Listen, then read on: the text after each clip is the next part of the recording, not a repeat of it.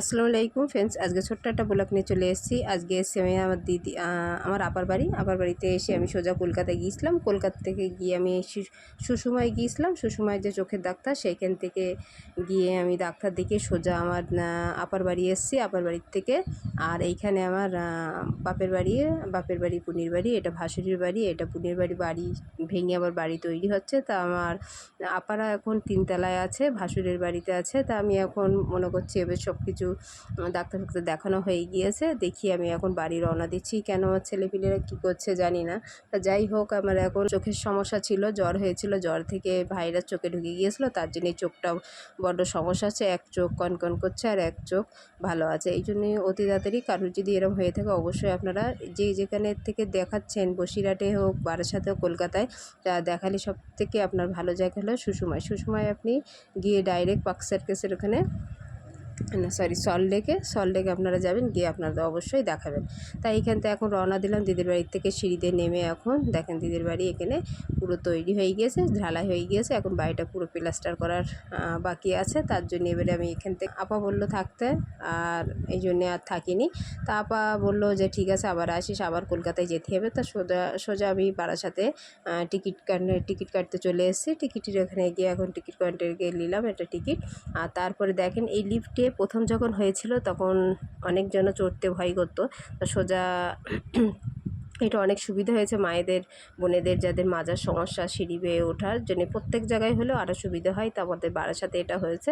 আমি এখন এইটা উঠে 4 নম্বরে চলে যাচ্ছি, গিয়ে আমি হাসনাবাদ ট্রেন ধরবো। এখন হাসনাবাদ ট্রেন ধরে সোজা এখন বাড়িতে যাব। বাড়িতে এখন অনেক কাজ আছে। আপনার দাদাও বাড়িতে তাড়াতাড়ি বলছে বাড়ি চলে আসতে। তো আমি এখন ব্রিজ পার হয়ে উঠলাম। ব্রিজ পার হয়ে এবার নিচে নেমে যাচ্ছি। গিয়ে যাওয়ার পরে বাড়িও আসার মতন হয়েছে। অনেক দিন তো বলছে আসবো করে আসা হচ্ছে না। ছেলে মেয়েরা বলছে তাড়াতাড়ি এসো। তা আপার বাড়ি গিয়েছি, গিয়ে একদিন আগে গেছিলাম, গিয়ে থেকে তার পরের দিন সকালবেলা বার হয়ে গিয়েছি। আর সুসময় গিয়েছিলাম 10টার ভিতরে। আমার পুরো স্পেশাল মতন ডাক্তার দেখানো হয়ে গিয়েছে। দেখে আমি সোজা আবার বাড়ি এই 10টার ভিতরে আর বাড়ি আছি। এবার গিয়েছিলাম রাত 7টার সময়। 7টার সময় যাওয়ার পরে দেখেন এদিক ট্রেনও ঢুকে গিয়েছে। এটা যাচ্ছে এখন শিয়ালদায়। আর শিয়ালদার থেকে রিটার্ন এসে এর পরের ট্রেনটাই আসবে না 11:10 না কোথায়। তাই আমি ট্রেনে উঠে গেলাম, উঠে এখন বাড়ি রওনা দিচ্ছি। আর এদিকে এখনও যাওয়ার আছে আমার। আরও 1 মাস পর আমার যেতে বলেছে সুষুমায়। তো সুষুমায় আপনারা অবশ্যই যখন যাবেন সকালবেলা, যদি আমি গিয়েছিলাম সকাল 6টায়, বারাসাতের লোকাল ধরেছিলাম, 6টার ট্রেন ধরে আমি সোজা গিয়ে তাড়াতাড়ি 10টার ভিতরে আমার পুরো দেখানো হয়ে গিয়েছিলো।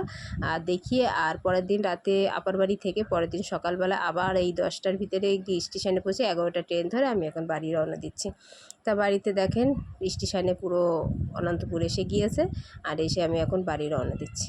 তা বাড়িতে কিছু ফল পাকড় কিছু পেলাম না ট্রেনে, কেন এখন একটু হকারদের যে সরকার এসছে এখন সে তাদেরকে এখন সব হকারদের বেচাকেনা করতে মানা করছে, অন্য কোনো লাইন তাই দেখাতে পারে, আর অন্য কোনো ব্যবসা। তো যাই হোক, এখন দেখেন এটা আমাদের এলাকা, এটা বাড়ি।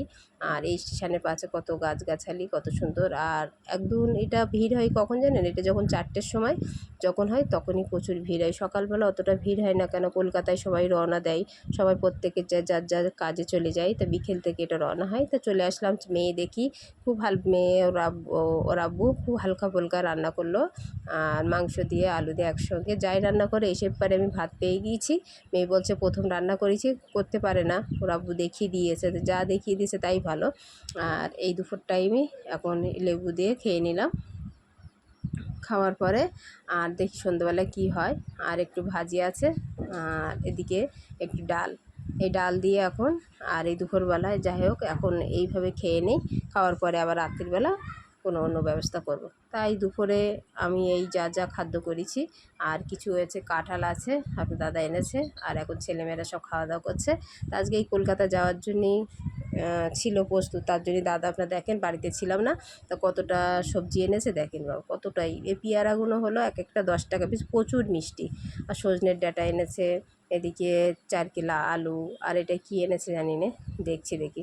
তা বাজারও বিকেলে, এই দুপুরবেলা খাওয়া দাওয়ার পরে আবার আপনার দাদা বিকেলবেলা আবার বাজার নিয়ে আসলো। দেখেন আম নিয়ে এসছে। এই আমটা প্রচুর মিষ্টি, আগের দিনও এনেছিল। তা এখনও এই আমটা আপনার ভালো লেগেছে বলে তা 100 টাকা কেজি নিয়েছে। তা আপনার ভাইজান ভালো লেগেছে বলে আবার এনেছে। তা ঠিক আছে, এদিকে পটল আর দেখা যাচ্ছে ভেন্ডি, এগুলো সব আনা হয়েছে। তা অবশ্যই আপনারা যারা যারা কলকাতায় যেতে চান, খুব ফাস্ট সকালবেলা কিছু খাবারও এনেছে, পেঁয়াজি আর ওল এনেছে, তারপর শসা, অনেক কিছুই বাজার করেছে। কেন বাড়ি দুদিন ছিলাম না, ওই জন্য দিদি আপার বাড়ি গিয়ে থেকে সেইখান থেকে আবার আসলাম, এসে ওই জন্যই বাজারের পুরো প্রয়োজন। কেন ফ্রিজতে অনেকটা কিছু শেষ হয়ে গিয়েছে, আবার রান্নার জন্য প্রস্তুত করতে হবে। আর বাড়িতে না থাকলে টমেটো এনেছে, টমেটোটা অনেক একটু বাজার বেশি করে আনলে রাখলে তখন 3-4 দিন বাজার করতে হয় না। তাই কলকাতায় যাই, আবার 1 মাস পরে যেতে হবে। এখন চোখটা অনেকটা ভালো আছে, আল্লাহর রহমতে দেখি 2বার দেখানো হয়ে গিয়েছে। তো আপনারা যারা যারা মনে করবেন চোখের সমস্যা হয়, আপনারা সুসময় যাবেন সল্টলেকে। সল্টলেকে প্রচুর ভালো, প্রত্যেকে যায়। আর আমিও গিয়েছিলাম, আমিও শুনে।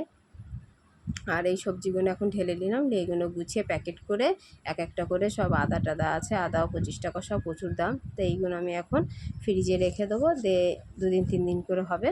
তা যাই হোক, আজকে এই শুধু আপনাদের সাথে টপিকটা তুললাম যে আর এদিকে এদিকে মুরগির জন্য ম্যাশ এনেছে, যে আপনারা অবশ্যই আমার সংসারে কি কাজ আর সংসারে কি কি রান্না বান্না করলো আমার মেয়ে, আপনাদের সাথে শেয়ার করলাম।